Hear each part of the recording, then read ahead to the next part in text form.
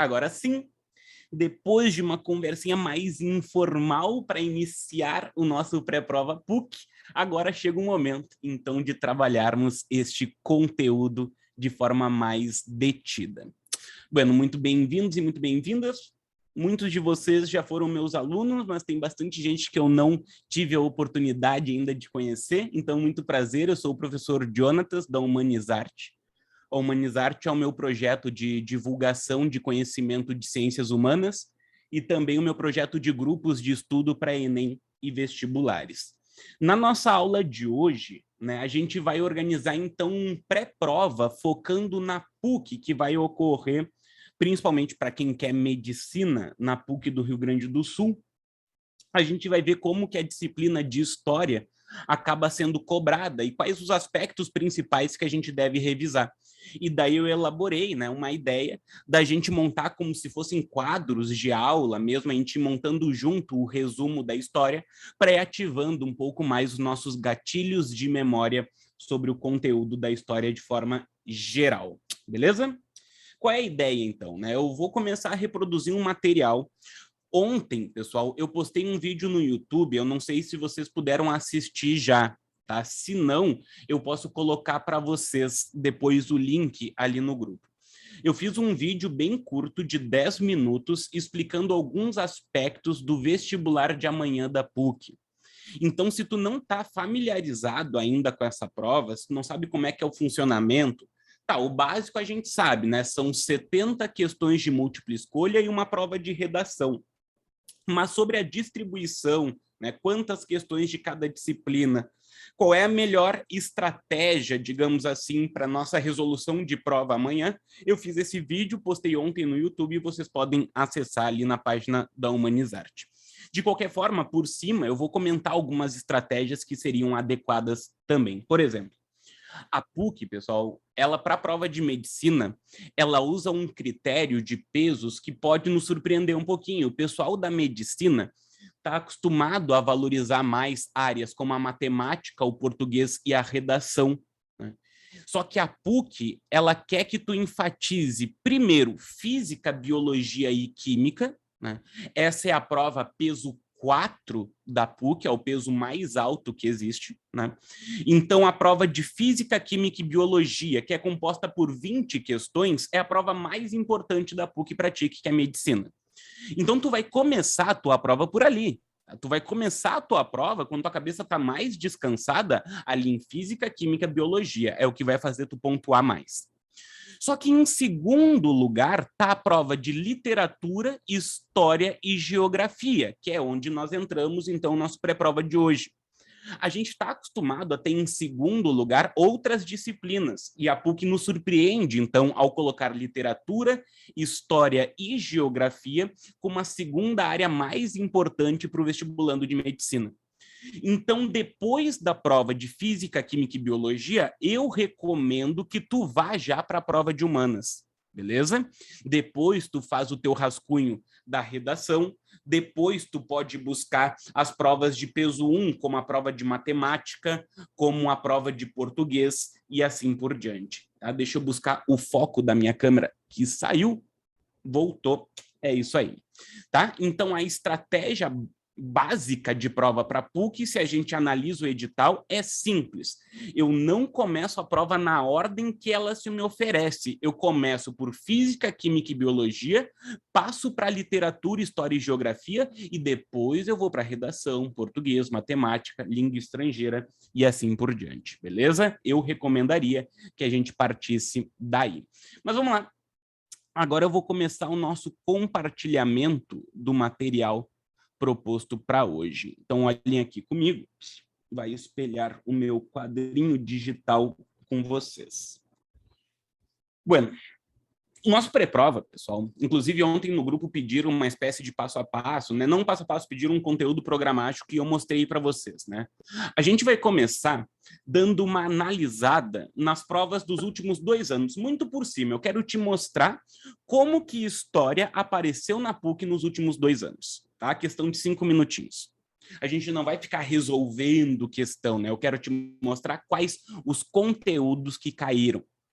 Depois disso, a gente vai fazer uma análise, então, do que deve cair esse ano, qual é a distribuição de prova que a gente vai encontrar, beleza? Então, eu gostaria que a gente pensasse o seguinte, olha, esse é o nosso quadro digital para hoje. Depois, pessoal, todos os quadros que a gente montar, eu vou enviar para vocês em PDF ali no grupo. Tá? Então, se tu puder ir anotando, eu acho que ajuda para uma questão de ativação da memória, principalmente pela memória motora, mas depois tu vai receber isso em PDF também. Tá? Então, agora dando início oficialmente. A gente vai fazer um pré-prova hoje de História, focado na PUC, mas que tem como intenção não somente revisar conteúdo, mas te acostumar com a ideia de prova que tu vai encontrar amanhã. Tu tá te preparando aí para o Enem há bastante tempo, provavelmente, está te preparando para vestibulares como a URGS, ou não, né? Porque a URGS está essa bagunça toda.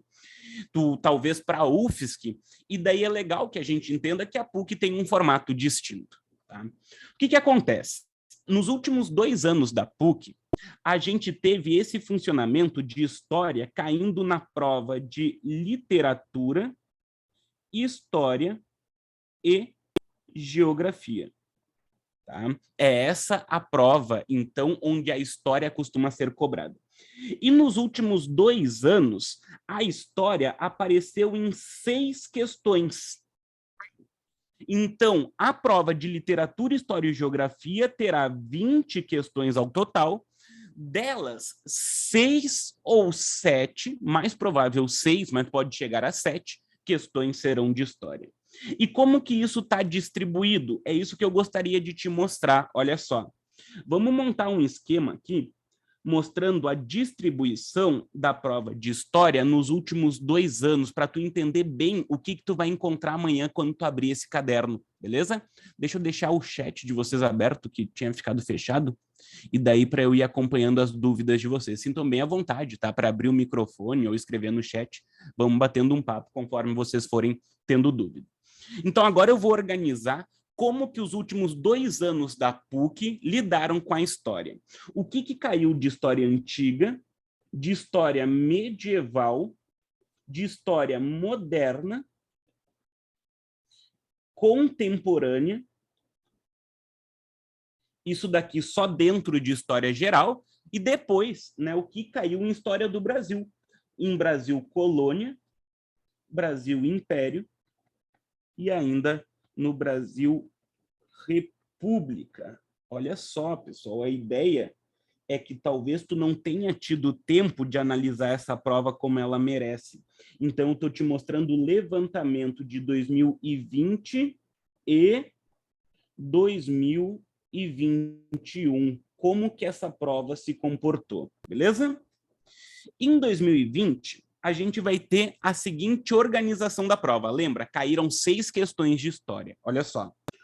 Uma foi de história antiga, uma de medieval, uma de moderna.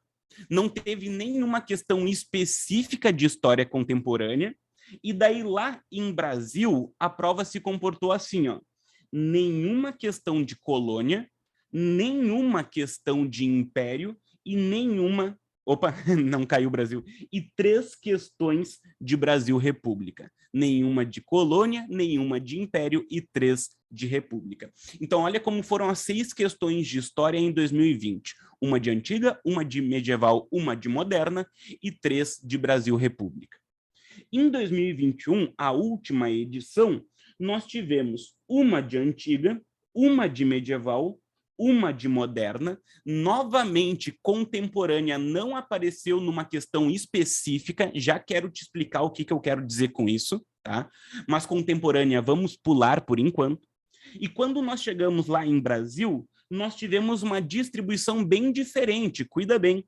Em 2021, a prova colocou uma questão de colônia, uma questão de império e uma questão de república. Então, em 2020, toda a questão de história do Brasil foi de Brasil República, teve uma concentração em Brasil República. Em 2021, a organização já foi diferente. Eu não posso colocar minha mão no fogo para dizer como que esse ano vai se comportar, mas eu apostaria em algo mais semelhante com 2021. tá? Uma distribuição mais equânime, assim, né? Uma de colônia, uma de império e uma de república, eu acho que seria o mais provável, mas não podemos ter certeza, 2020 foi bem diferente. Tá, mas, professor, e essa história contemporânea? Por que a PUC não tem cobrado? Pessoal, a PUC só tem falado de história contemporânea em questões relacionando com o Brasil. Relacionando com o Brasil. Então, por exemplo, já caiu como que a Segunda Guerra Mundial impactou, né, no Brasil. Já apareceu coisa sobre Guerra Fria e Brasil, mas sempre no eixo de Brasil-República. Tu entendeu o que eu quero dizer? Não cai ou não caiu nos últimos 2 anos uma questão muito específica. Olha, sobre a Guerra Fria podemos afirmar que... Não, isso não tem acontecido. Então vamos dar uma analisada agora como que essa prova se comportou. Ó, trouxe só as questões para a gente dar uma olhada no tipo de tema que a PUC gosta de cobrar e tua cabeça aí se preparando. Ah, então é assim que a PUC trabalha. Antes de eu começar a nossa revisão de história, a gente vai passar por antiga, medieval, moderna, contemporânea. Vamos falar de Brasil também. É uma aula que, inclusive, eu acho que tu pode usar para outros vestibulares além da PUC. Mas antes disso, eu queria te mostrar, né, na prática, como que as questões se comportam, né? A gente, como vestibulando, é legal que a gente conheça o tipo de questão que a gente vai enfrentar. Então, olhem só. Aqui começando por 2020, né? Não, minto. Aqui a gente está em 2021, tá? A gente teve uma questão sobre Roma Antiga, beleza? Uma questão sobre Roma Antiga, e o tema mais específico foi a queda do Império Romano. Tá? Então, a transição da Roma Antiga para a Idade Média. Essa foi a questão de antiguidade desse ano. Depois, nós tivemos uma questão de Idade Média. E olha só, assinale verdadeiro ou falso para as afirmações sobre a Baixa Idade Média e a transição para a Idade Moderna. Então, nós tivemos uma questão daquelas de 4 afirmativas, que a gente tem que ver quais são verdadeiras, tivemos questão de verdadeiro ou falso também. A questão de Idade Moderna foi uma questão sobre reforma. Reforma religiosa, as reformas protestantes. E foi uma questão de 4 afirmativas também. Tá? Então, a gente vê que a PUC gosta desse formato de 4 afirmativas e tu tem que saber quais são verdadeiras. Quem está acostumado com o Enem vai perceber que, em vez de 5 alternativas por questões, nós temos aqui apenas 4. A questão de Brasil Colônia, que apareceu em 2021, já foi basicamente os dispositivos da guerra justa contra os indígenas. Então, aqui, Brasil Colônia, tá? Principalmente na questão indígena. A questão de Brasil Império, olha como a prova pensou em 2021, pelo amor de Deus, tá? A questão de Brasil Império falou sobre a abdicação de Dom Pedro I. É uma questão bastante tradicional. E, por fim, a questão de Brasil República tratou de como o Brasil se relacionava com os Estados Unidos durante a Segunda Guerra Mundial. Tá? Então, olha que prova tradicional. Tá? 6 questões, 3 de história geral, 3 de história do Brasil. Acabou. 6 questões, 3 de história geral, e elas vão vir em ordem cronológica, primeiro antiga, depois medieval, depois moderna, e depois mais 3 questões de história do Brasil, também em ordem cronológica. Se for aparecer múltiplas fases, vai ser colônia primeiro, império depois e república por fim. Vamos voltar no ano anterior rapidinho, pessoal, para ver como que isso ocorreu em 2020, só para a gente tirar uma febre. Em 2020 foi assim, ó. A primeira questão foi de Grécia Antiga, uma questão sobre a democracia em Atenas. Então, muitos conteúdos tradicionais, tá? É difícil a PUC te surpreender com o assunto de uma questão. Democracia ateniense é uma das coisas mais clichês que existem para ser cobradas em história, mas vamos combinar, né? Eu olho para uma questão desse tamanho, eu já fico meio puto, eu já mandaria um e-mail para a PUC, tá, tu vai me cobrar 6 mil por mês e ainda me faz passar por essa humilhação aqui de uma questão grande desse tamanho, não tem porquê. Tá? Mas tu vai perceber que apesar dessa questão enorme de antiga sobre Grécia, a gente vai ter uma segunda questão muito direto ao ponto sobre Idade Média. Olha a ordem cronológica. Em 2021 foi primeiro Roma, depois Idade Média. Em 2020 foi Grécia e depois Idade Média. E aqui uma questão que vai diretaço ao ponto. Qual das alternativas não é uma característica do feudalismo? Então, Idade Média, bem tradicional. A terceira, tu sabe que vai ser de Idade Moderna, porque a gente viu no nosso levantamento. Então, a gente vai ter, basicamente, o tema de despotismo esclarecido. Lembrando que isso daqui é, ao mesmo tempo, falar de absolutismo e iluminismo. Olha, mais uma vez, temáticas muito tradicionais, pessoal. Eu já disse isso, mas eu repito. É difícil da PUC surpreender a gente nos temas das questões.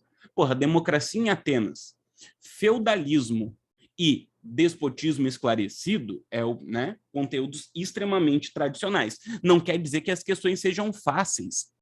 As questões da PUC, elas giram no nível de dificuldade, assim, entre uma questão de nível 1 e 2 da URGS. Né? Tem algumas questões bem difíceis, bem complexas mesmo, chegando a um nível 2 da URGS, em comparação, mais ou menos. Então, essas, tá, em 2020, foram as 3 de História Geral. Daí, nós tivemos 3 de História do Brasil, mas nessa edição, lembrem, as 3 foram de Brasil República. Então, aqui nós tivemos uma de República Velha, Primeira República no Brasil. Depois, nós tivemos uma sobre o Estado Novo, sobre Era Vargas. E ainda tivemos uma terceira questão de história do Brasil, falando sobre o fim da ditadura militar, né, o processo de redemocratização. E agora eu mostrei para vocês por que a gente chegou naquela conclusão lá no nosso primeiro quadro. Por isso que a gente chega e monta esse esquema da distribuição das questões nos últimos 2 anos. Então, sim, te prepara para uma questão de história antiga, uma de medieval, uma de moderna, e se prepara para 3 questões de Brasil colônia, ou 3 questões de Brasil colônia, não, 3 questões de Brasil ao todo. Agora, podemos partir para, né, a maior contribuição que eu posso tentar dar na nossa tarde de hoje, que é revisar os principais aspectos desses conteúdos. Eu vou começar por história... Opa, que coisa feia! História antiga. Beleza?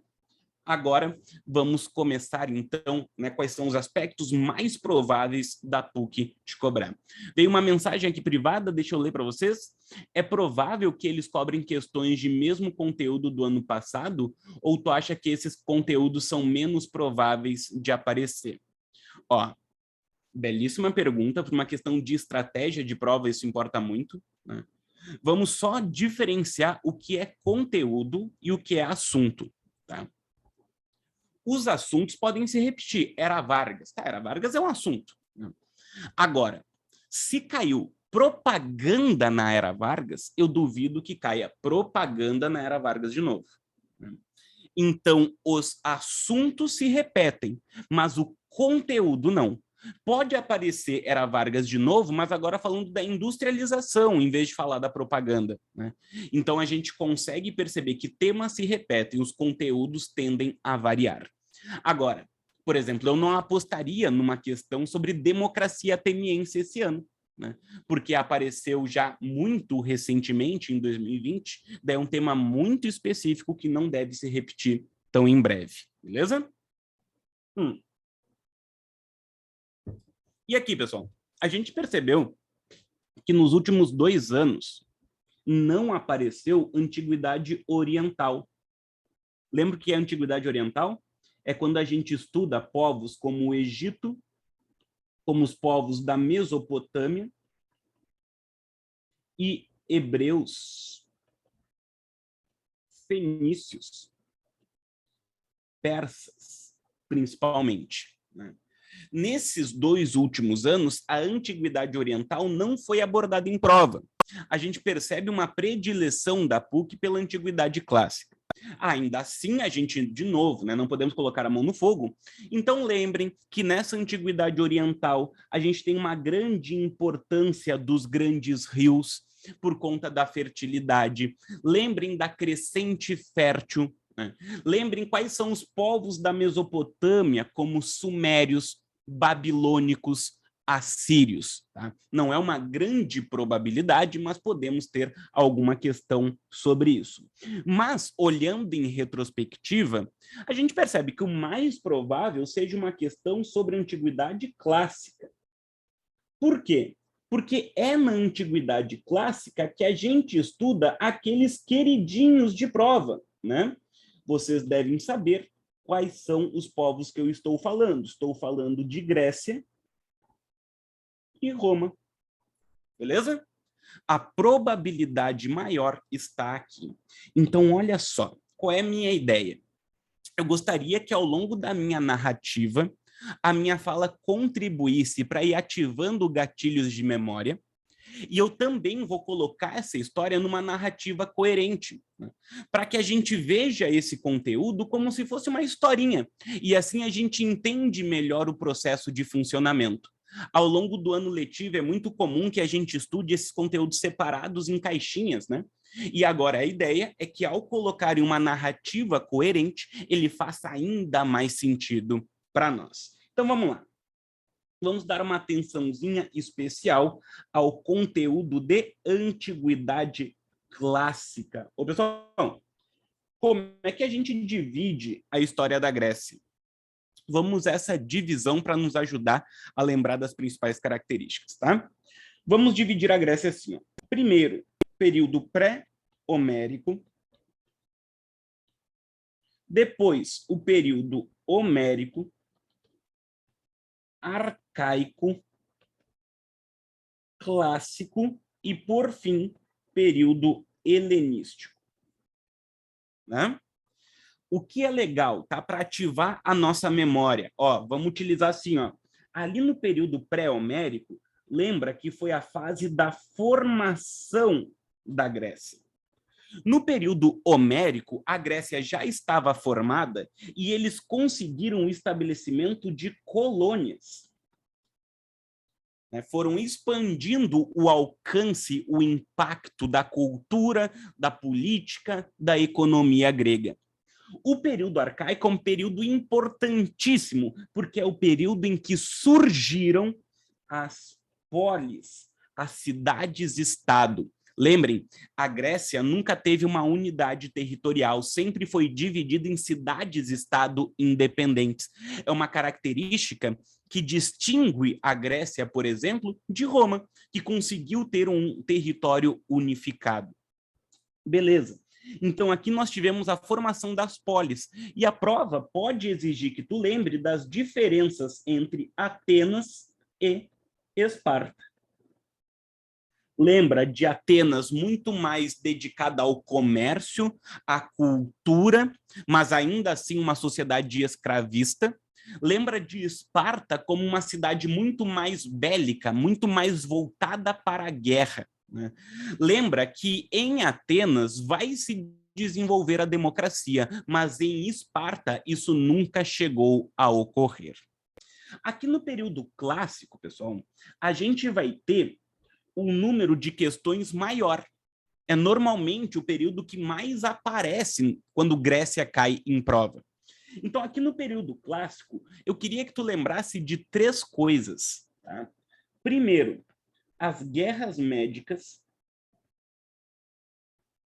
As guerras médicas, que foram aquele conflito entre gregos e persas, né, em que os gregos saíram vencedores, As guerras médicas são um conflito que abrem esse período chamado de clássico na Grécia Antiga, mas também lembrem que é esse período, o período da democracia, e a democracia ateniense tem características que tu conhece, é uma democracia direta, né? O próprio cidadão toma as suas decisões, é uma democracia muito excludente, porque são poucos os considerados cidadãos em Atenas, são basicamente os homens maiores de idade, proprietários de terra, nascidos em Atenas, de pai e mãe atenienses, nunca escravizados.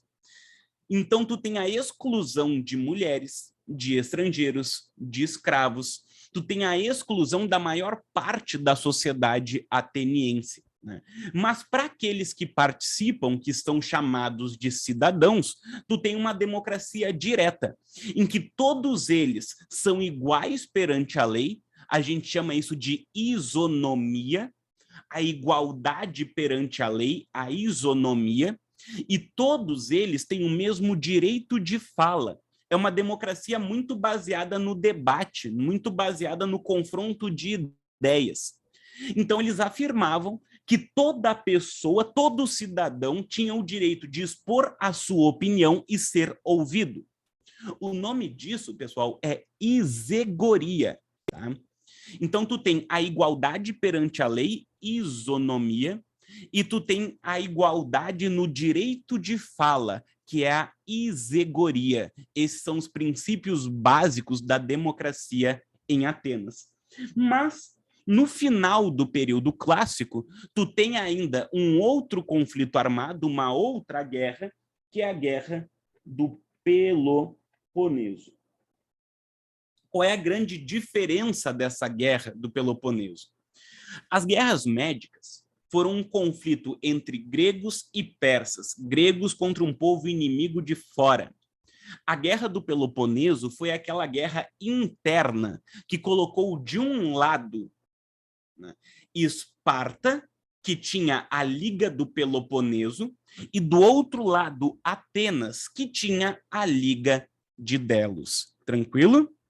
O que acontece? Com a Guerra do Peloponeso, Esparta, teoricamente, saiu vitoriosa, mas toda a Grécia saiu enfraquecida, porque foi uma guerra interna, né? Então, uma guerra que acabou enfraquecendo a Grécia como um todo. O resultado disso, pessoal, é que a Grécia enfraquecida vai acabar sendo invadida e dominada. Por isso que a última fase da Grécia Antiga é o helenismo, né? O período helenístico, quando nós tivemos o domínio macedônico. A Macedônia conseguiu conquistar a Grécia, depois que a Grécia esteve enfraquecida pós-guerra do Peloponeso. Beleza? Grécia tem uma divisão um pouquinho maior, né? São 5 fases que a gente trabalha, mas aqui em Roma a coisa fica um pouquinho mais simples. Em Roma, nós teremos apenas 3 fases. Vou puxar um pouquinho mais para o lado para me dar espaço aqui, ó. Nós teremos a monarquia, nós teremos a república e nós teremos o império. Então, quando a gente olha para a divisão do conteúdo em Roma, é um pouquinho mais simples da gente pegar.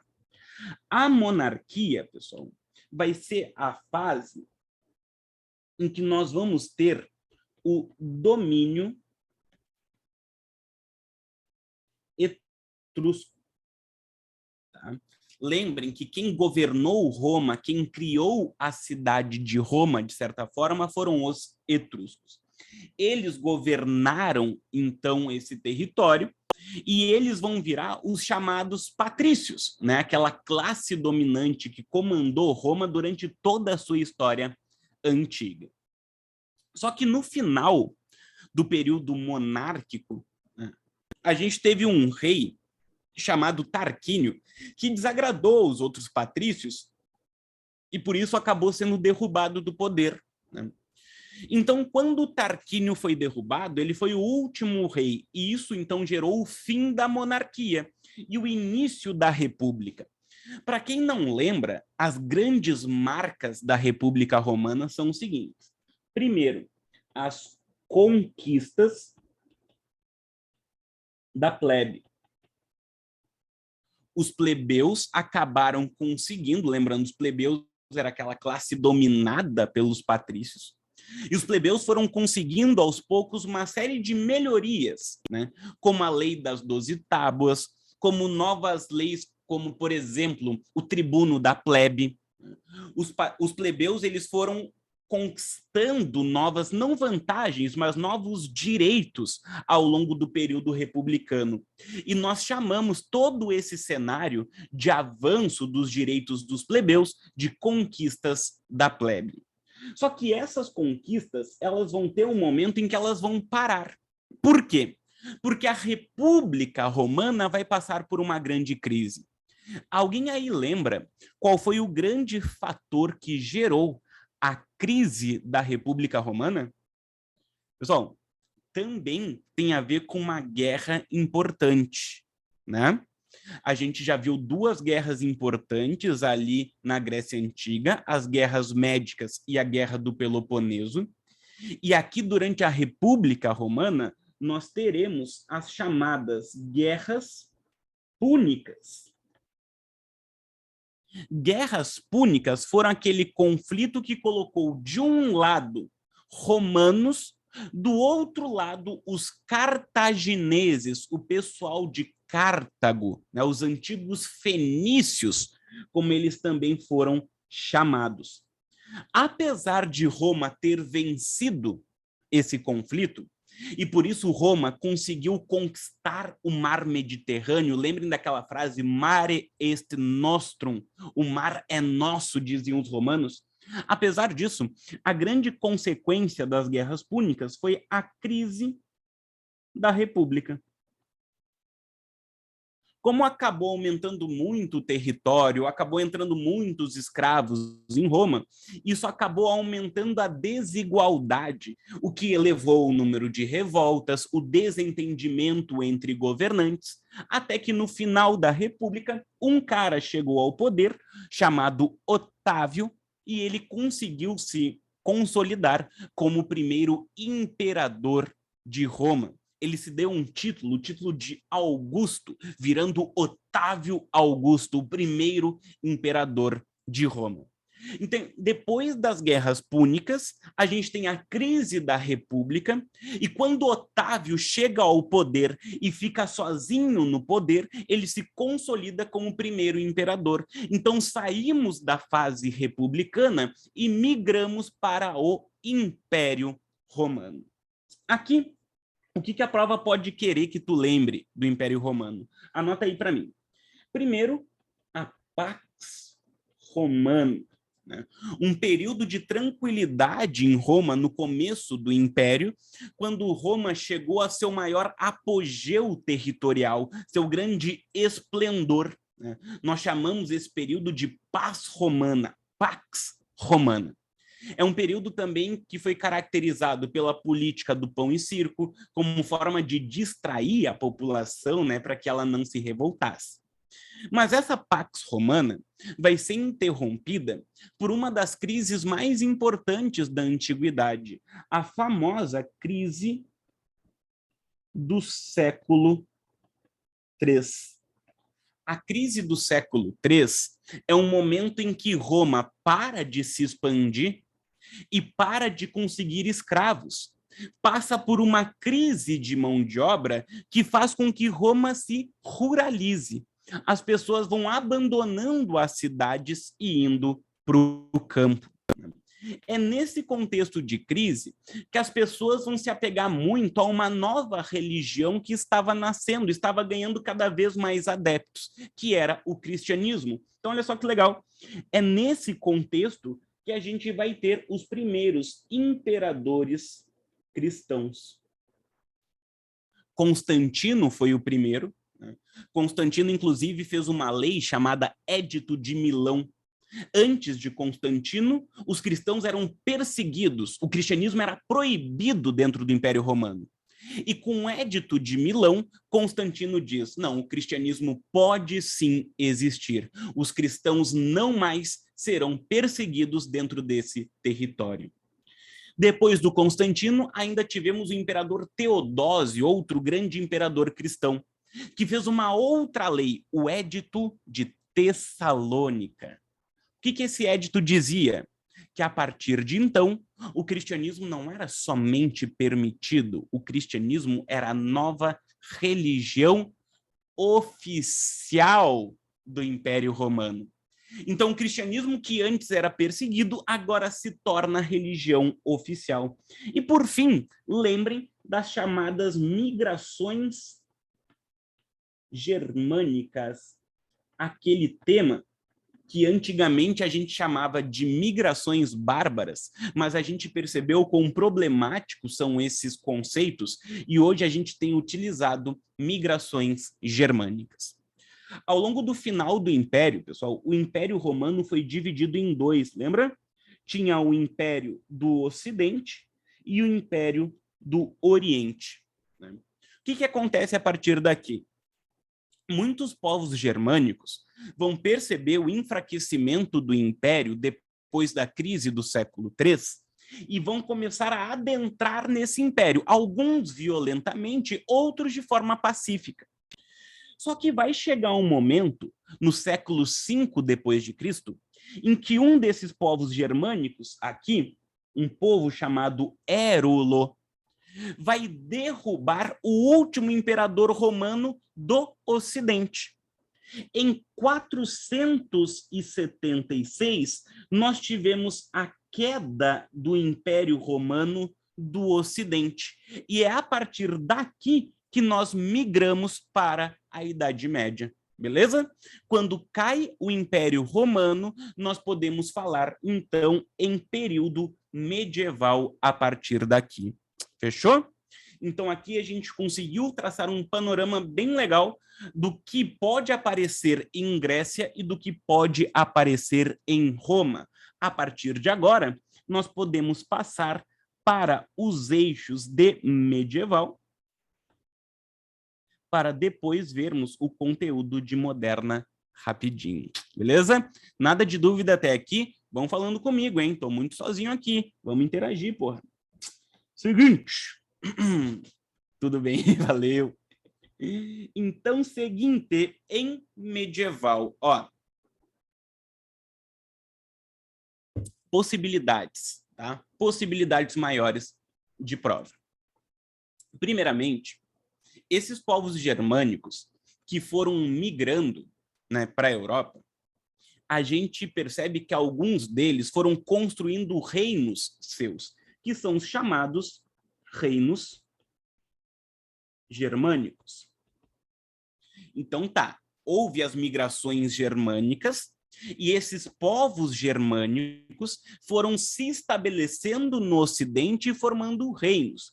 Foram vários os reinos germânicos, mas dentre deles existe um que é o que a prova tende a falar sobre, que é o reino dos francos. O reino dos francos, pessoal, ele teve duas dinastias no começo que nos interessam um pouquinho, os merovingios e depois os carolíngios. Por que isso nos interessa? Porque aqui nos carolíngios a gente teve o grande nome do Império Romano, que foi Carlos Magno, o grande nome do Império dos Francos, do Império Carolíngio. Esse Carlos Magno, ele desenvolveu um projeto, né, que era uma construção de um grande império. E ele conseguiu uma conquista territorial muito significativa. Só que depois da morte do Carlos Magno, os netos dele vão acabar se desentendendo sobre quem deve governar o império a partir de então. E depois da morte do Carlos Magno, nós vamos ter, então, a assinatura de um tratado chamado Tratado de Verdun. Tratado de Verdun. Pessoal, olha só o que aconteceu. No final de Roma, nós passamos por um processo de ruralização. Só que, quando Carlos Magno chegou ao poder, aqui no início da Idade Média, ele tentou construir um grande império. Tentou, né? O que, se ele tivesse conseguido, inclusive, consolidar isso, talvez a gente nem tivesse tido feudalismo depois. Olha a noia. Só que quando Carlos Magno morreu, os netos dele se desentenderam e entraram em guerra. E para acabar com essa guerra foi assinado o Tratado de Verdun, que estabeleceu a divisão ou ainda a fragmentação do império. Pessoal, e essa fragmentação aqui, a gente precisa entender como os conteúdos estão conectados. É essa fragmentação do território que foi resultado da falha do projeto imperial de Carlos Magno, que vai facilitar o desenvolvimento do chamado feudalismo. Feudalismo que é a principal marca da Idade Média, né? Um dos conteúdos que mais aparecem em prova quando a gente fala de período medieval. Feudalismo, um sistema que perdurou com força aí do século X ao século XIII, basicamente, e como eu disse, as provas gostam de cobrar. Inclusive, foi o tema de Idade Média da prova de 2020. Né? Lembra daquela questão que eu mostrei das características abaixo? Qual não é uma característica do feudalismo? Foi essa a pergunta que apareceu. Né? Então vamos lá. Dentro do sistema feudal, o que é legal que a gente lembre? A grande marca é a sua fragmentação. A prova gosta de chamar isso daqui também de descentralização. O feudalismo foi uma economia baseada na agricultura, mas num tipo de agricultura específico, que é a agricultura de subsistência. O feudo, teoricamente, ele não era feito para produzir excedentes, ele era feito para produzir aquilo que o próprio feudo precisava para se manter. Lembrem que o modelo de trabalho aqui era a servidão, e lembrem também das taxas dos camponeses, né? Os camponeses que trabalhavam para esse senhor feudal tinham que pagar taxas como a talha, a corveia, as banalidades, assim por diante. O que mais que nós temos como característica? O pouco comércio, que não significa nenhum comércio, é pouco comércio mesmo. Nós temos o poder mais simbólico dos reis, porque na prática é como se cada senhor feudal fosse um rei independente, né? E nós temos aquele tipo de acordo entre senhores feudais, que é o juramento de proteção entre senhores feudais. Lembrem do nome suzerania e vassalagem.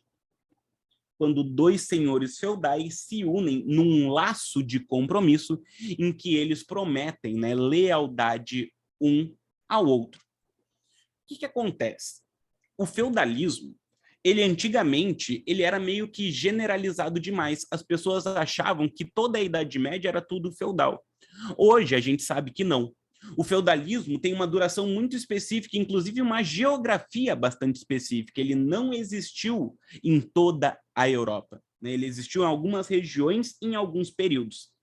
Mas, mesmo que ele tenha tido uma duração restrita e uma localização restrita, o impacto desse sistema foi enorme. Principalmente, pessoal, o impacto do que nós vamos chamar de crise do feudalismo. E quando eu falo de crise do feudalismo, reparem que eu já estou falando de transição. Deixa eu só usar uma outra caneta aqui mais fina. Eu estou falando já da transição para Idade Moderna. O que eu apostaria? Eu apostaria numa questão sobre os fatores da crise do feudalismo, né? O que fez o feudalismo entrar em crise? Então, vamos lá. Anota, primeiramente, o surgimento dos chamados excedentes agrícolas. Eu tinha te dito que o feudalismo era um sistema de subsistência, né? Tudo que era produzido dentro dele era para ser consumido dentro dele.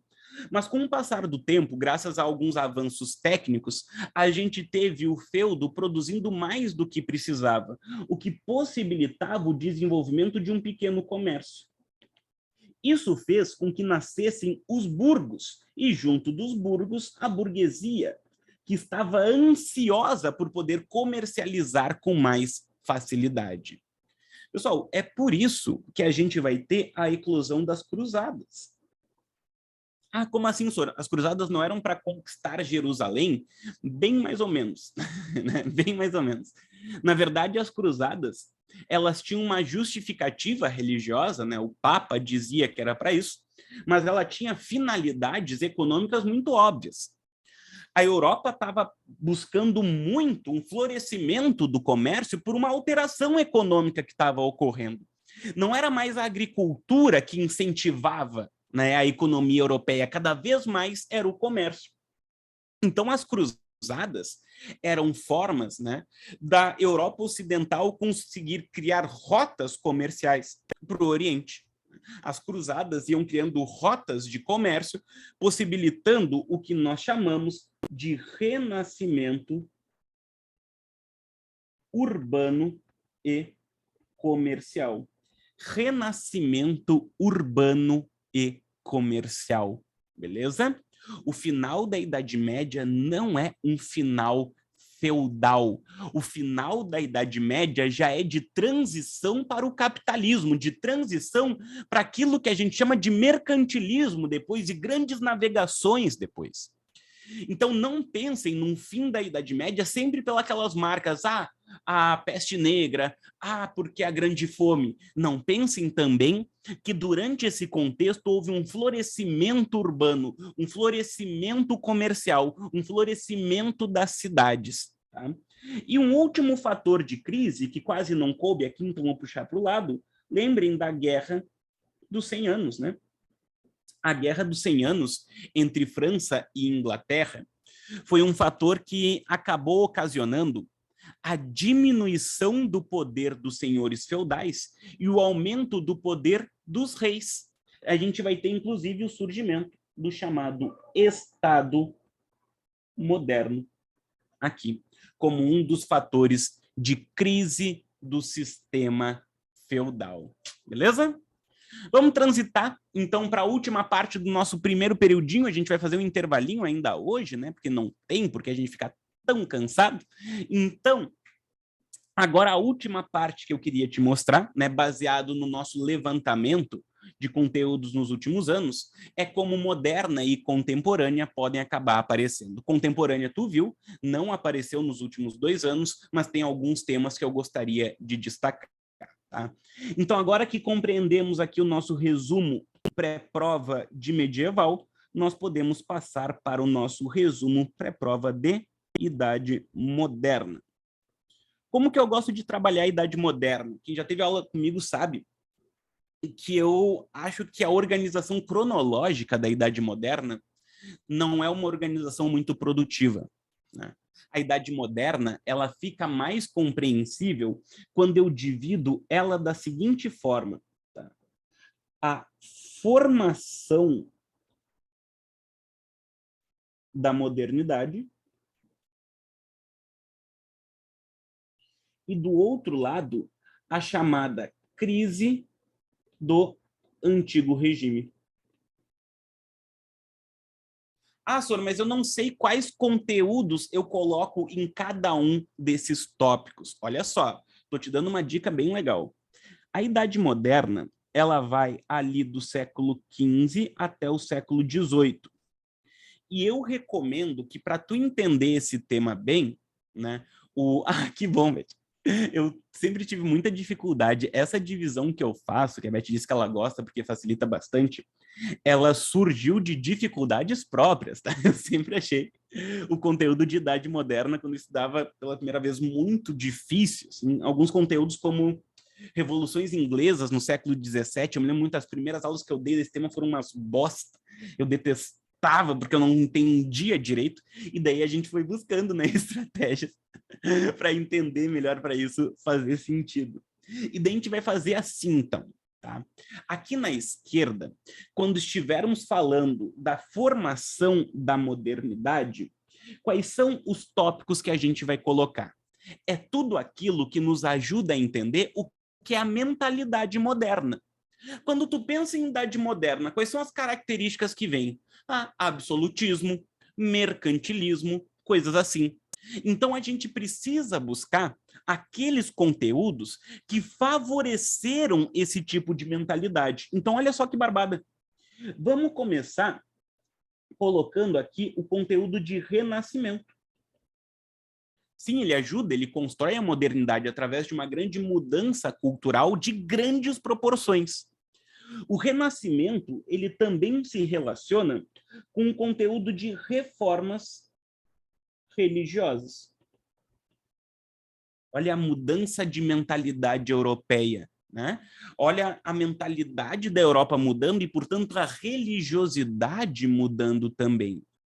E essas reformas, pessoal, elas foram muito utilizadas por alguns estados modernos, inclusive por aqueles estados que queriam ser absolutistas. Quer ver um exemplo? A própria Inglaterra. O que foi a reforma religiosa na Inglaterra? A reforma anglicana.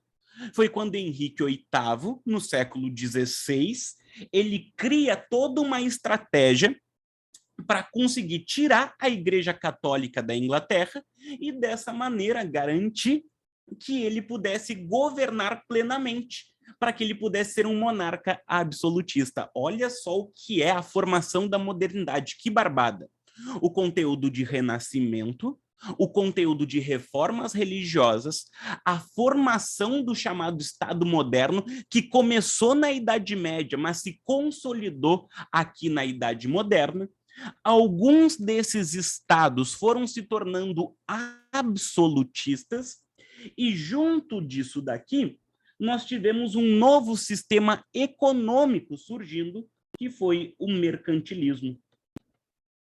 Pessoal, isso daqui, esse Estado Nacional moderno, absolutista e mercantilista, é o que nós chamamos de antigo regime.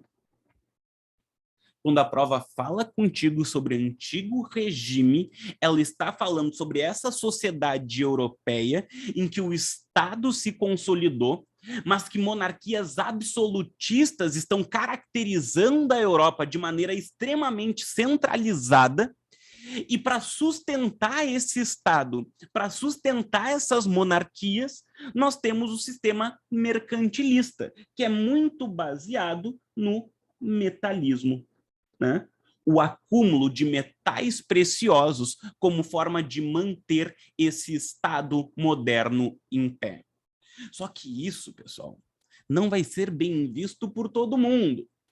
Tem uma classe social que estava nascendo no fim da Idade Média e que vai ver esse antigo regime, que é controlado pela nobreza, é controlado, né, por monarquias, mas que são da nobreza. Existe uma classe social que vai lutar muito para tirar essa nobreza do poder e suplantá-la, substituí-la, né? E a gente está falando, obviamente, da burguesia. Pessoal, a transição da Idade Moderna para a Idade Contemporânea, ou como eu prefiro chamar, a crise do antigo regime, tem a ver com a busca da burguesia tentando se tornar nova classe dominante. E quando a burguesia consegue se tornar nova classe dominante, a gente passa a chamar de idade contemporânea. Beleza? Às vezes tem alguns processos que a gente não percebe como tão vinculados, né? Mas aqui é exatamente isso. Essa burguesia buscando desmantelar a nobreza que está comandando de forma absolutista, vai criar estratégias para virar uma nova classe dominante. Quando essa burguesia consegue, nós temos a idade contemporânea. Então vamos ver quais são os episódios que marcam essa crise do antigo regime, essa luta da burguesia para desbancar a nobreza na Europa. Começa, pessoal, pela chamada Revolução ou revoluções inglesas do século XVII. Lembrem que na Inglaterra do século XVII, nós tivemos todo um processo em que o parlamento reagiu contra as iniciativas absolutistas, né, da monarquia na Inglaterra e fez dois movimentos revolucionários: a Revolução Puritana e a Revolução Gloriosa. Ao final, o parlamento estava acima da monarquia, ou seja, a burguesia já mandava mais do que a nobreza. Então, olha só, isso daqui é o que a gente chama de um exemplo de revolução burguesa. Quando a burguesia, que antes era dominada, consegue fazer uma revolução e, a partir disso, ela se torna classe dominante. Depois, pessoal, do século XVII, no século XVIII, nós tivemos duas outras revoluções burguesas muito importantes. Primeiro, a Revolução Americana, que é a independência dos Estados Unidos. Tá?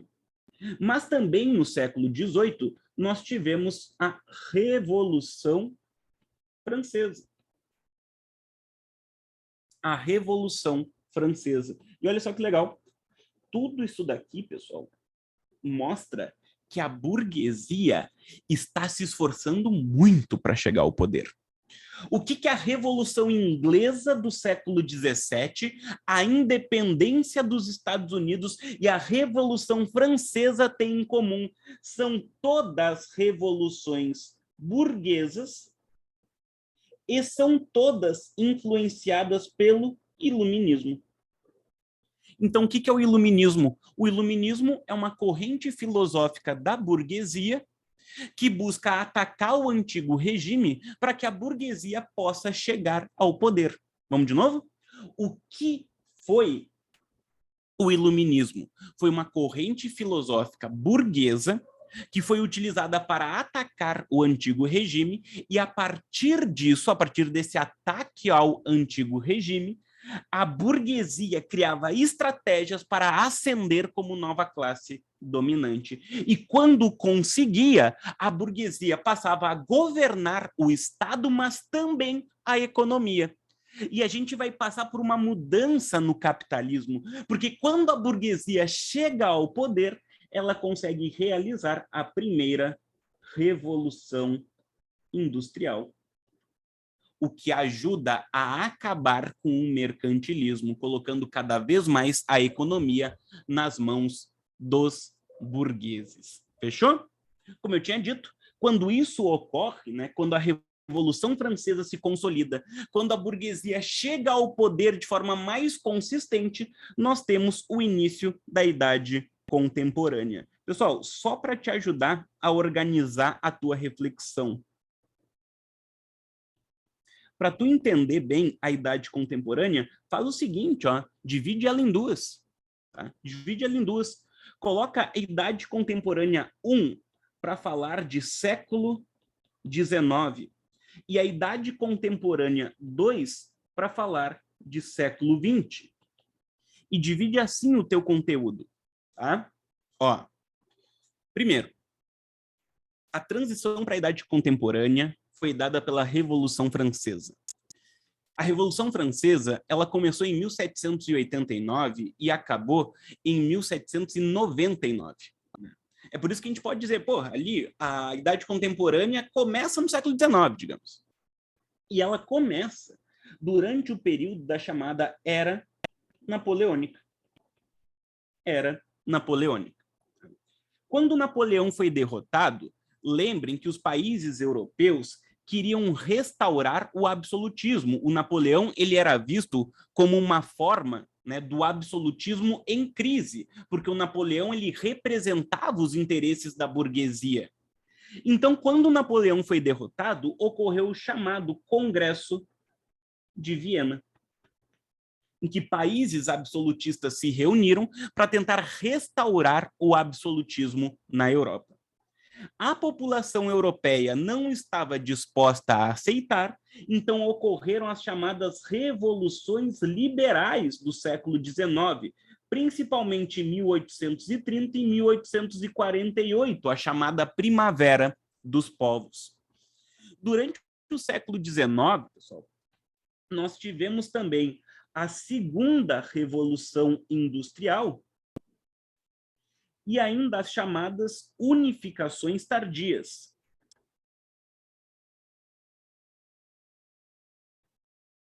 E o que aconteceu a partir daqui? Com a segunda Revolução Industrial, a Europa vai se dedicar ao chamado imperialismo do século XIX, ou ainda neocolonialismo, como por vezes é chamado. E esse imperialismo do século XIX vai fazer com que países europeus entrem em choque, porque eles, para sustentar a segunda Revolução Industrial, iam disputando colônias. E o grande resultado desses choques entre potências industriais e potências imperialistas, né, aqueles que estavam na vanguarda do capitalismo na época, o choque entre eles acabou produzindo a Primeira Guerra Mundial. E daí nós migramos para o nosso século XX. Tá? Século XX, lista de conteúdos muito tranquilos para ir ativando a tua memória. Começa com a Primeira Guerra Mundial. Em 1917, nós tivemos a Revolução Russa. Logo na sequência, a crise de 29 e a ascensão do nazifascismo. Isso daqui, pessoal, esses três fatores aqui, é o que a gente chama de período entre guerras, que seria entre o início da Primeira e o início da Segunda Guerra Mundial. Então, o que a prova chama de entre guerras é a Revolução Russa, a crise de 29 e a ascensão do nazifascismo. Tu sabe que o resultado disso, né, o resultado, digamos assim, da crise de 29 e a ascensão do nazifascismo foi a Segunda Guerra Mundial, que, ao seu final, produziu a Guerra Fria e ainda a descolonização afro-asiática. Porque depois da Segunda Guerra, os países europeus saíram muito enfraquecidos por esse combate extremamente mortal, né? Um número de mortes extremamente assustador, enfim. E por conta dessa crise na Europa, aquelas regiões da África e da Ásia que os europeus tinham conquistado durante o imperialismo foram tendo forças para irem proclamando a sua independência, foram deixando de ser colônias. Nós chamamos isso de descolonização afro-asiática. Então, vamos ver o que nós conseguimos construir em História Geral. Conseguimos, nesse primeiro momento, né, um momento mais longo, óbvio, História Geral muito mais longa que a História do Brasil, construir os principais aspectos da antiguidade, depois de ter analisado a estratégia de prova. Construímos um resumo dos principais tópicos de Idade Média, de Idade Moderna e ainda contemporânea. Na volta do nosso intervalo, a gente já vai combinar o horário, espera aí, para a gente combinar direitinho, a gente já vai estar falando de História do Brasil, beleza? Pessoal, para não ocupar muito o nosso tempo, tá? Para não ficar aqui fazendo jabá, vou deixar aqui como tela de descanso do nosso intervalinho um convite para vocês, quem tiver interessado aí no vestibular da URGS, estou com as matrículas abertas para o meu grupo de História, que vai ser muito a fuder, começa no dia 4 de janeiro, a gente vai realizar 2 aulas por semana até o vestibular, além do conteúdo de História Geral, História do Brasil, História da América, a gente vai trabalhar África e Rio Grande do Sul também. E até o dia 15, eu estou vendendo o primeiro lote, que tem esse valor especial de 2 vezes R$ 149,90. Então, vou deixar aqui, durante o nosso intervalo, quem tiver interesse pode entrar em contato comigo. Mas, ó, para não roubar tempo de ninguém, agora é 5h08 aqui no meu, e a minha proposta é que a gente volte 5h15. Me digam aí se vocês estão de acordo. A gente volta às 5h15 e daí eu mostro como que a história do Brasil pode aparecer na PUC, beleza? Vou pausar a nossa gravação, então, enquanto isso. Bueno, oficialmente estamos on e gravando de volta. Agora para a nossa parte do pré-prova de História do Brasil. A gente tinha comentado, né, que nos últimos 2 anos teve uma diferença bem marcante em como a história do Brasil foi tratada. Num desses anos, nós tivemos uma questão para cada grande período, colônia, império e república. No outro ano, a gente teve apenas questões de Brasil, república. Por garantia, vamos propor um sobrevoo falando de colônia e de império também. Tá? Porque, vamos lá, vai que a prova reproduza 2021, né? O formato mais atual dela foi bem distribuído, uma questão para cada. Então, vamos dar uma olhadinha nessas 3 fases aí, que não é hora da gente economizar a revisão. Tá? Melhor chegar sobrando do que faltando, né? Então, é o seguinte, aqui na história do Brasil, pessoal, a gente vai trabalhar algumas fases básicas, né? Eu gosto de trabalhar muito a ideia de uma primeira fase chamada período pré-cabralino, uma segunda fase chamada período pré-colonial, uma terceira fase chamada Brasil colônia, depois Brasil império e, por fim, Brasil república. Se a gente fosse usar uma divisão mais completinha, seria mais ou menos assim, então, que a gente iria trabalhar. Só que, na PUC até hoje, a gente não percebe grandes questões falando de período pré-chegada dos portugueses, né? Questões envolvendo as comunidades indígenas pré-Portugal, a gente não percebe. E esse período pré-colonial aqui, pessoal, aparece muito junto com colônia. Tá? Muito junto de Brasil colônia. Porque esse período pré-colonial, para quem não lembra, é aquele que vai de 1500 até 1530. Qual é a grande característica?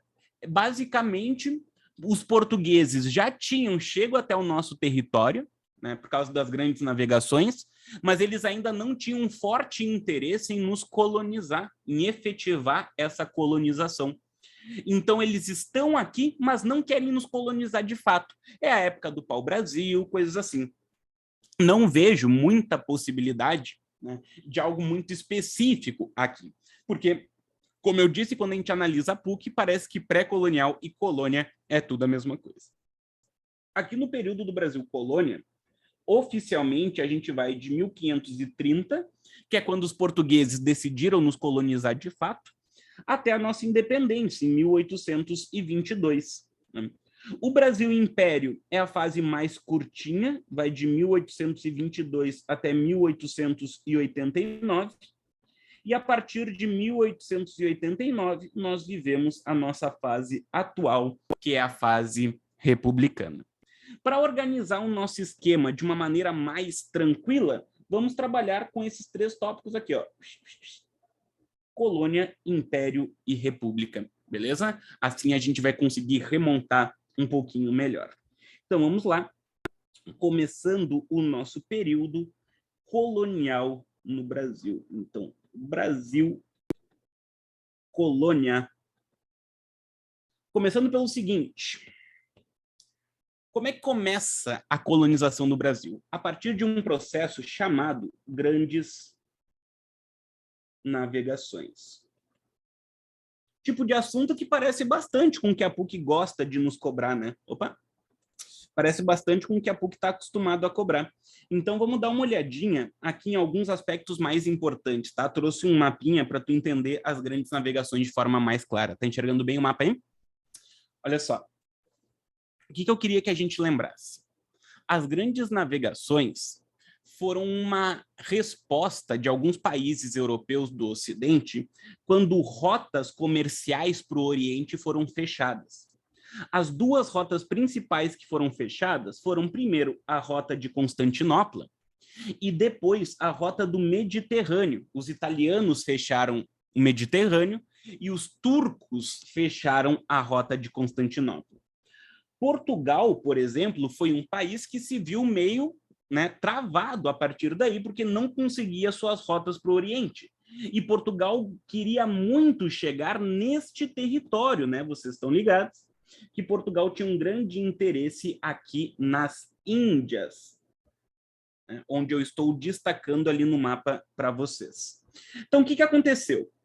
Em 1415, Portugal decidiu começar as grandes navegações através da colonização de uma ilha chamada Ilha de Ceuta.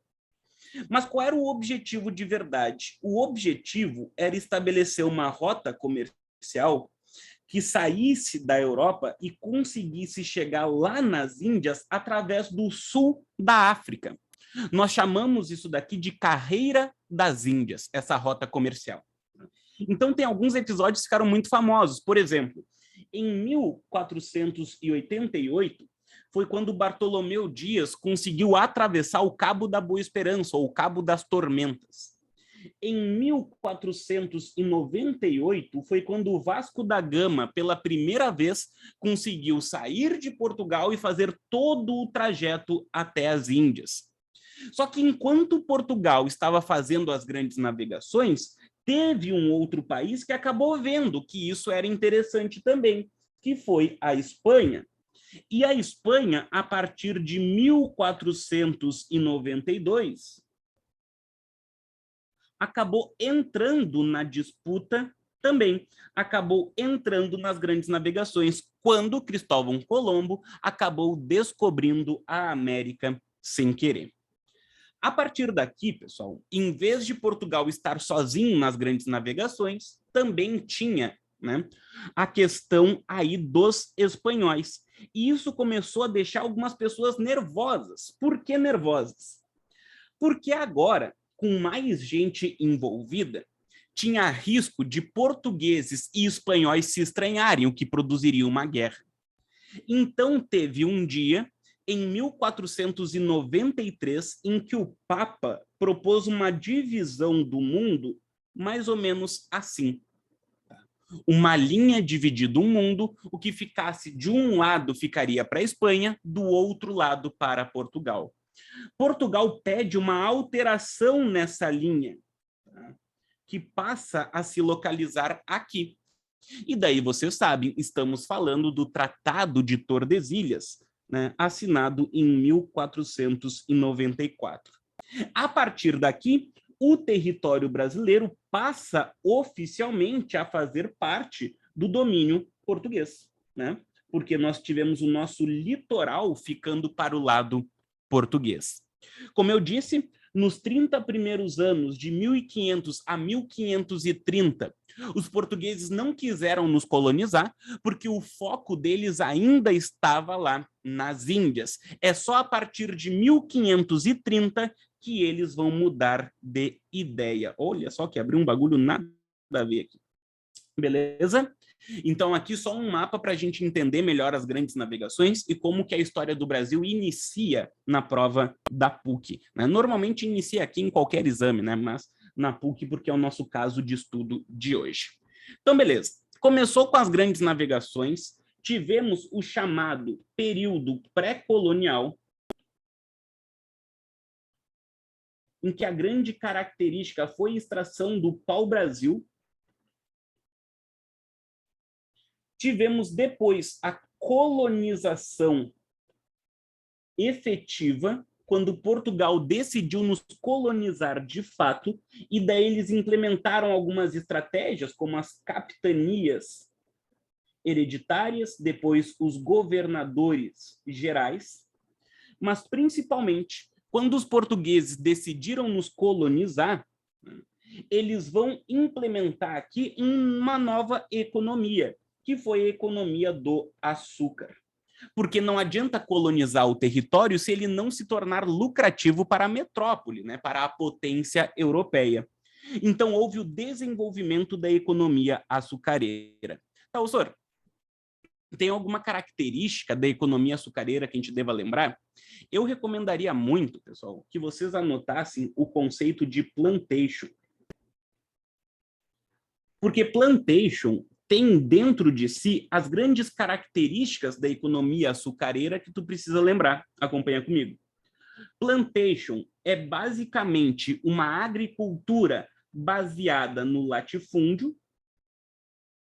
né, na grande propriedade de terra, na escravidão e na agroexportação. Plantation, então, é o latifúndio que utiliza da mão de obra escrava e tem todo um trabalho agrícola de exportação e sempre de um produto só que vai ser exportado. Então, a monocultura. Tem gente que gosta, né? Inclusive, a Beth que está aí presente, né? A gente usa em aula bastante a ideia de mela, né? O que é mela? A monocultura, a escravidão, o latifúndio e a agroexportação. Mela, né? Monocultura, escravidão, latifúndio e agroexportação são as grandes características do plantation e as grandes características da economia açucareira no Brasil. Só que o que acontece a partir daqui? O açúcar vai se consolidar, lembrando da importância para o desenvolvimento do açúcar, da escravidão africana, que é um tema que os vestibulares adoram, né? A escravidão africana. E esse sistema açucareiro vai se consolidar com a principal fonte de renda de Portugal. Só que vai chegar um momento em que este açúcar aqui vai entrar em crise, né? Então, vamos entender os fatores que levaram o Brasil à chamada crise do açúcar. Bem importante para a gente entender o Brasil colônia. Olha só. Primeiramente, é legal que tu lembre que durante o Brasil colônia houve um episódio chamado União Ibérica. União Ibérica entre 1580 e 1640, em que tanto Portugal quanto Espanha passaram a ter um rei só, né? E a Espanha passou meio que ser dona de Portugal. No contexto da União Ibérica, o que acabou acontecendo? Países que não gostavam da Espanha passaram a invadir o Brasil, né? Nós chamamos isso de invasões estrangeiras. E desses invasores tem os principais, que foram os holandeses, né? Quando os holandeses foram expulsos, eles levaram a técnica do açúcar com eles e passaram a competir com o açúcar brasileiro.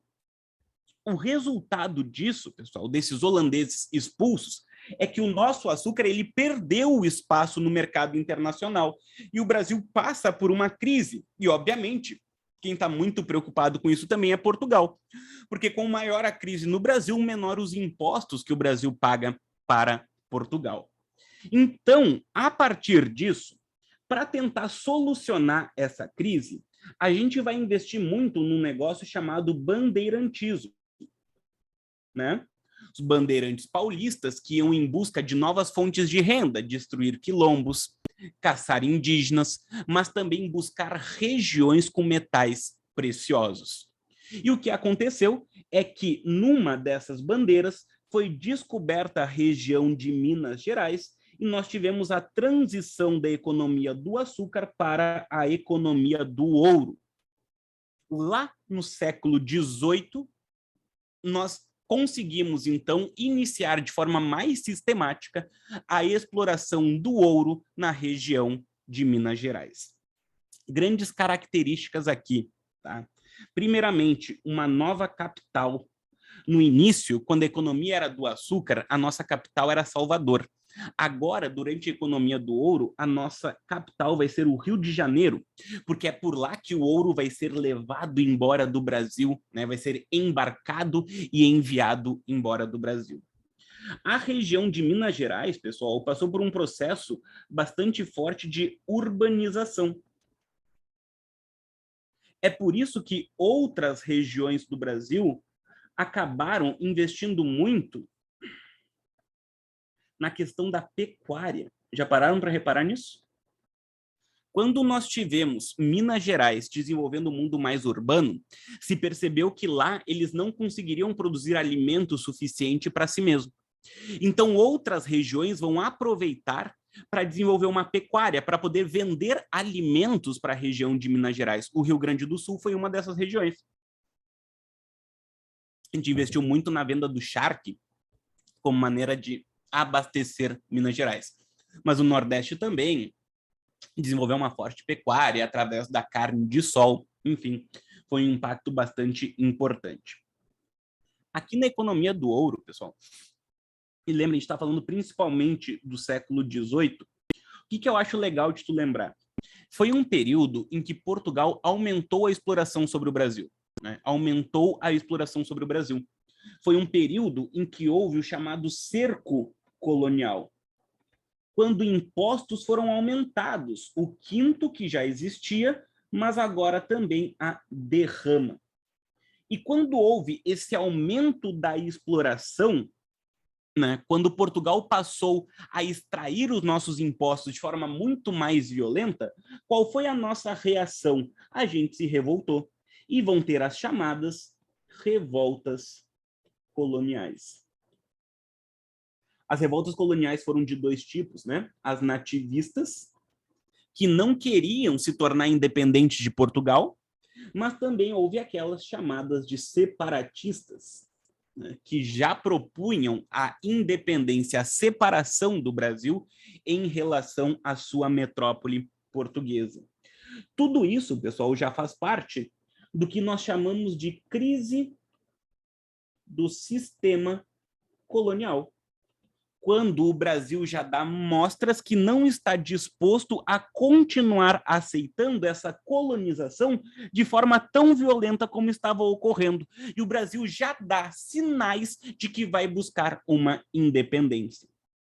Só que quando o Brasil já dava sinais que ia buscar uma independência, ocorreu a vinda da família real para o Brasil, que nós chamamos de período joanino. Lembram disso? Em 1808, a família real portuguesa veio ao Brasil fugindo de Napoleão. E junto com a vinda da família real, a gente acabou conquistando várias novas liberdades econômicas. Então, olha só o cenário, tá? Quando a gente teve a crise do açúcar e o bandeirantismo auxiliou o desenvolvimento da economia mineradora, Portugal ampliou a exploração sobre o Brasil, o que acabou elevando a nossa indignação. Revoltas passaram a eclodir, que são as chamadas revoltas coloniais. Isso já demonstra, então, a crise do sistema colonial, ou seja, o Brasil dava mostras de que não aceitaria mais ser colônia durante tanto tempo.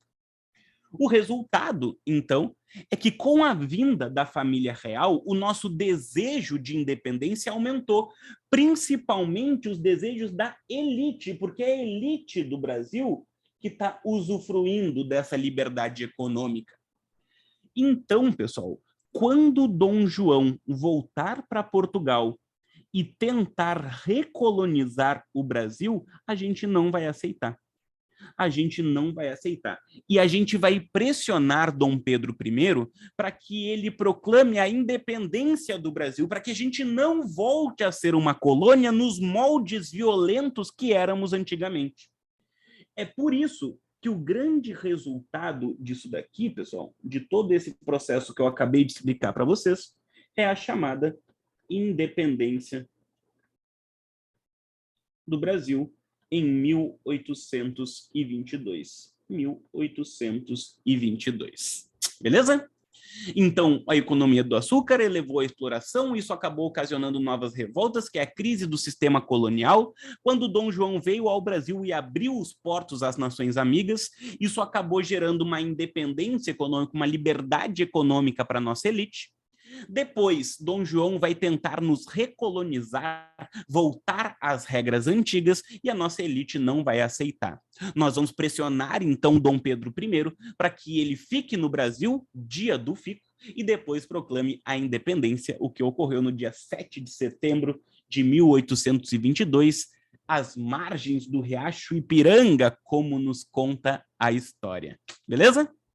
A partir do momento, pessoal, que ele proclamou essa independência, nós não podemos mais falar em Brasil Colônia. Encerramos a parte de Brasil Colônia. E chegamos na parte mais curtinha da história do Brasil, que é chamada, né, de Brasil Império. Então, vamos colocar aqui o nosso Brasil Império. Muito barbada a divisão do Brasil Império. Pega a visão. Primeiro reinado, depois período regencial e, por fim, segundo reinado. Tá? Só para tu lembrar bem, primeiro reinado de 1822 a 1831. Começou com a independência do Brasil, acabou com o quê? Com a abdicação de Dom Pedro I. Quando Dom Pedro I abdicou, lembra que o filho dele deveria assumir. Entretanto, Dom Pedrinho II ainda era muito pequeno, tinha 5 anos de idade. Portanto, em vez de Dom Pedrinho II assumir, a gente vai ter o chamado período regencial, que foi mais 9 anos, de 1831 a 1840. Se eu for sugerir que tu relembre alguma coisa do período regencial, lembra a diferença entre liberais e conservadores. Tá?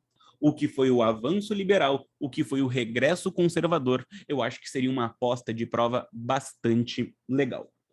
O segundo reinado, ele vai de 1840 a 1889. Né?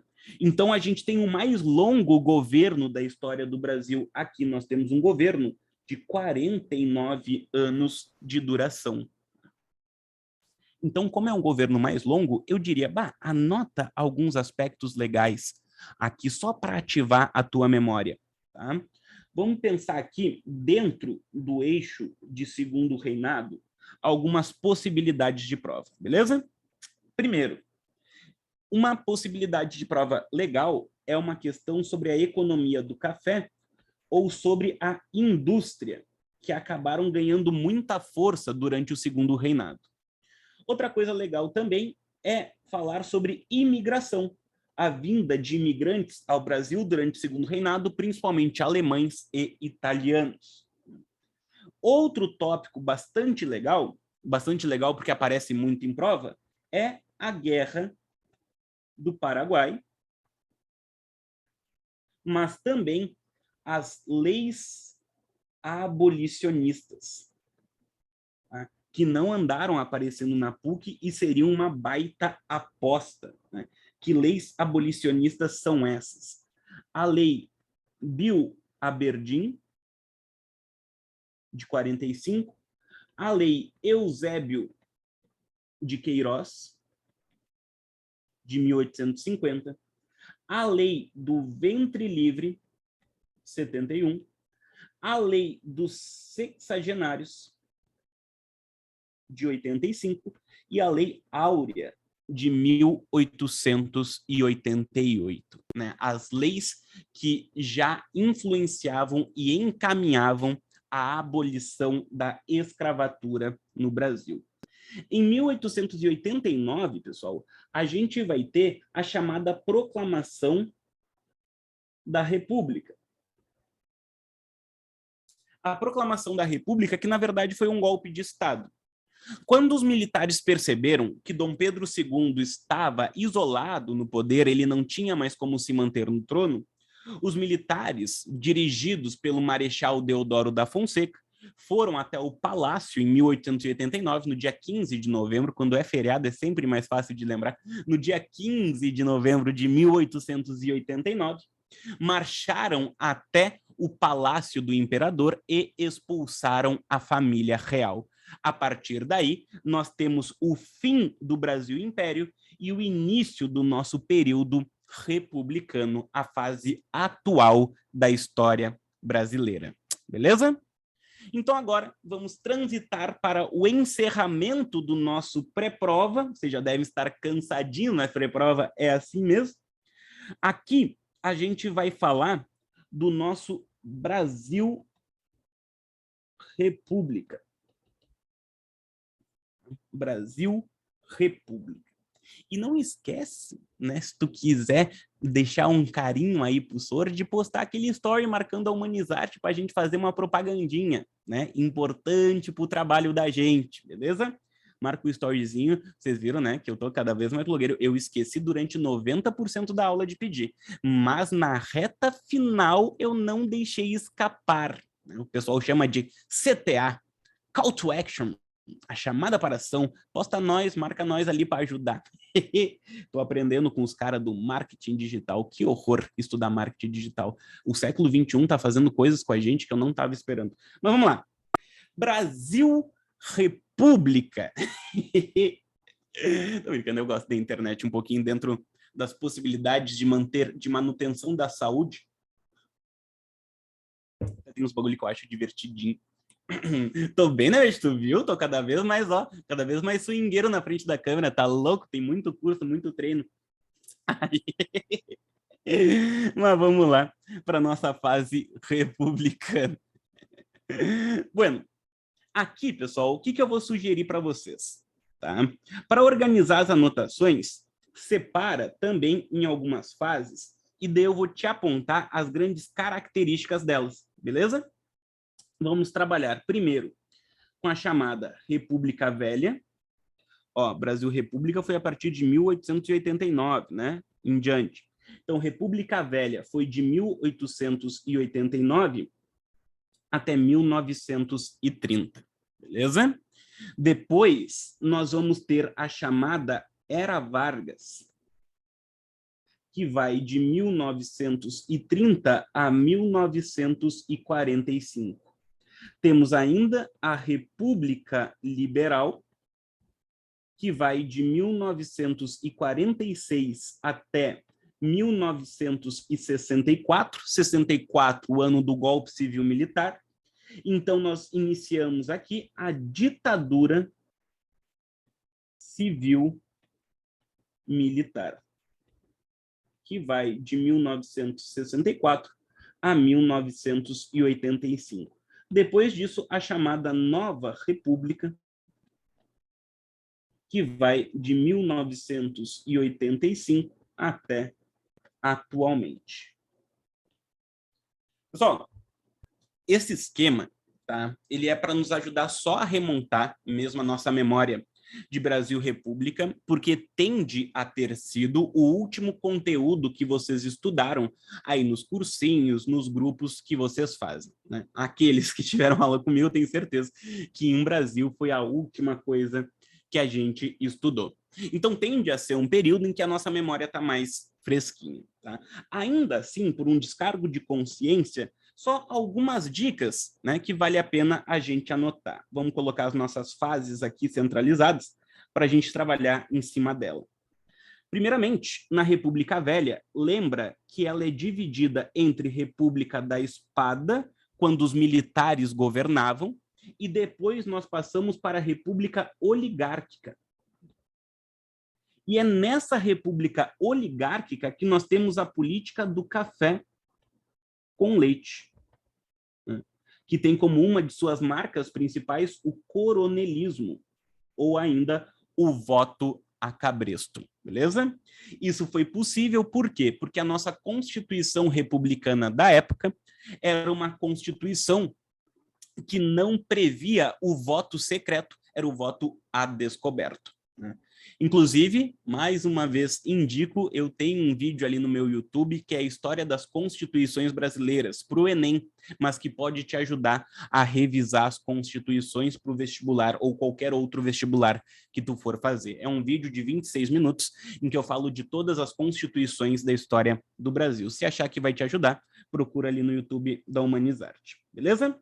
Então aqui nós tivemos primeiro os militares, depois o pessoal de São Paulo e Minas Gerais, nós chamamos isso de política do café com leite, que foi sustentada através do coronelismo e do voto a cabresto. Até que o Getúlio Vargas organizou um grupo chamado Aliança Liberal, que vai dar um golpe em 1930, inaugurando a chamada Era Vargas. A Era Vargas, pessoal, que não tem uma origem democrática, foi num golpe de Estado do Vargas, a gente divide em 3 fases também. Ó, primeira fase, governo provisório. Segunda fase, governo constitucional. Terceira fase, Estado Novo. No governo provisório, vale a pena tu lembrar que foi feita a Constituição de 1934, a primeira Constituição com voto feminino no Brasil. Lá no governo constitucional, eu recomendaria que tu lembrasse a disputa entre a ANL, Aliança Nacional Libertadora, e a AIB, a Ação Integralista Brasileira, socialistas versus fascistas. E no Estado Novo, tu lembra que é o período mais ditatorial do Vargas, é quando ele de fato implementou uma ditadura extremamente tradicional no Brasil. Em 45, por que o Estado Novo caiu? Pela sua conexão com a Segunda Guerra. Tá? Ao final da Segunda Guerra, Getúlio Vargas acaba sendo derrubado. Então, nós passamos para o período da República Liberal, que nada mais é do que uma série de presidentes que eu gostaria que a gente lembrasse. Não sei porque aqui eu coloquei uma vírgula e estava mexendo com o meu toque. Então, agora sim. Ó, na República Liberal, pessoal, o que vale a pena tu lembrar? Lembra do governo Dutra, que se alinhou aos Estados Unidos no contexto da Guerra Fria e proibiu o PCB, o Partido Comunista Brasileiro. Lembra que o Vargas vai voltar ao poder, mas é aquele mandato dele que termina tragicamente com seu suicídio. Depois do Getúlio Vargas, lembra do Juscelino Kubitschek, a ideia dos 50 anos em 5, mas que para isso ele teve que pegar muito dinheiro emprestado e abriu a economia brasileira para o estrangeiro. Depois nós tivemos um cara muito engraçado, que foi o Jânio Quadros. E, por fim, nós tivemos o João Goulart, o Jango, como ele é mais conhecido. Esse foi o presidente, o João Goulart, foi o presidente que foi derrubado pelo golpe militar de 64. Na ditadura, como é que tu divide esse conteúdo? Eu recomendo que tu divida pelos presidentes. Tá? Acho mais simples. Tu começa ali com Castelo Branco, Costa e Silva, Médici, Geisel e Figueiredo. E é através dos presidentes que eu recomendo que a gente dê uma retomada também ali na Nova República, que daí nós teríamos o Sarney, depois o Collor, temos Itamar, depois FHC, Lula, Dilma, Temer e Bolsonaro, como os presidentes dessa nova república até aqui. Como eu disse, a parte de república é bem uma ativação de memória, já que eu acredito que tenha sido o último conteúdo a ser estudado no ano, mas eu espero que através dessa divisão a gente tenha conseguido ativar um pouco dessa organização, o que nos ajuda a relembrar as características principais. Beleza? Bueno, pessoal, compreendendo como a nossa história está dividida, vamos voltar lá para ver o que foi feito no nosso segundo período de hoje. A gente organizou as fases do Brasil e depois a gente pôde passar fase a fase comentando as grandes características. Brasil colônia para começar, Brasil Império na sequência e finalizamos aqui com o nosso conteúdo de Brasil República. Eu acredito que assim a gente tenha conseguido aproveitar muito bem essas 2 horas para ver a maior densidade de conteúdo que a gente conseguisse para nada nos surpreender na hora da prova de amanhã. Por fim, eu só gostaria de relembrar a importância da estratégia. Começa por aquilo que vai ter mais peso. Abre tua prova em física, química e biologia, depois passa para literatura, história e geografia, e daí sim vai para o restante. Faz primeiramente o rascunho da redação, depois disso, e faz as outras provas, como português, língua estrangeira, matemática. Beleza? Pessoal, dúvidas? Me digam aí se a aula ficou clara, se tem alguma coisa que vocês gostariam que eu esclarecesse, ou se por hoje estamos ok. Me digam aí, por gentileza. Enquanto isso, vou tirando o nosso material para a gente se enxergar melhor. Aí, obrigado, que bom. Dale. Bueno, pessoal, então, se está tudo ok, eu estarei encerrando a nossa gravação. Para quem está vendo gravado, um beijo e boa prova. E para vocês também, né, cambada, tranquilidade. Amanhã vocês sabem o que fazer. Essa prova não vai surpreender vocês, eu tenho certeza.